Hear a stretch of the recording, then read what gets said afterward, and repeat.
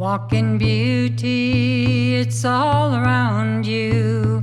Walk in beauty, let love surround you. Walk in beauty, make it around you. Walk in beauty with love for all. Hi, this is Brooke again, and we are on our last segment of the Love is the Answer part of our Power and Beauty series. And I'm really hoping that these things have set deep in you. You know, we're covering them quickly, but I hope that the principles that we've been looking at have been really useful to you, because my intention with all of this is to give you tools. It's not just to be up here talking. It's to give you tools to use to make a difference in your life. And using love, using your heart, using all these teachings is just, you can get the more benefit out of this than anything else I know of. Because as we said, that, you know, that cross says right here, I'm wearing this gold right on the heart to say this is the center of human experience. And it's the center not only in a kind of a, you know, groovy, moral, wonderful, isn't that great way. It's like, yes, it's useful, it's powerful, it's the center. It's the, remember I said the Christ, the definition of the Christ energy is one who brings all of the energy together that comes in from Mother Earth, Father Spirit, all that, and extends it into the world through the heart. And that's what we're being asked. Remember, the Piscean age is the time when we're being asked to bring forth and extend through our heart into the world. So I want to talk more about the heart and bring this to a conclusion for now anyway. So one thing is that a lot of people say, well, I don't want to open my heart. I've gotten hurt. You know, I mean, people are so ornery sometimes. And so I want to talk about that, because your heart chakra can be open. You know, you can really open it up, or you can close it down if you want.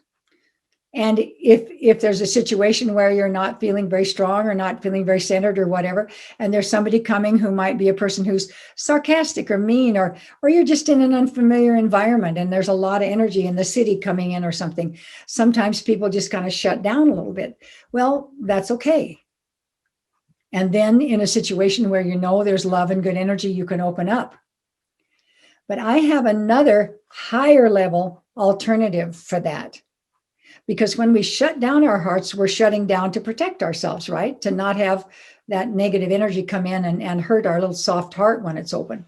So the idea is that when you are running energy through your heart, remember we've talked about that, really moving that love, finding love, feeling it, using that energy, extending it into the world, you know, touching a tree with it, touching a person, you know, sending it to the clouds, sending it to the animals, just continually using that.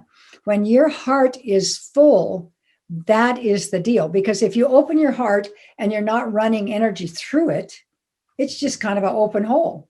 It's just an invitation to energy.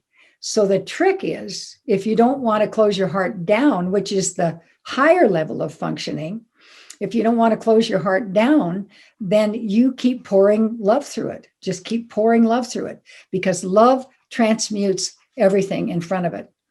And so it's in a way a positive protection. Sometimes the word protection is like kind of negative. It's like, well, there are bad guys out there and I'll have to close myself off from them. But it's more like I'm pouring love and transmuting. I'm sending this love and light and turning things into light in front of me. I'm bringing love out in front of me by extending that forward.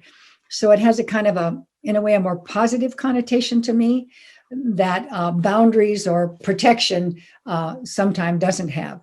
So just think about that. Take a moment and think, yeah, I can softly close my heart down. I can really tuck in.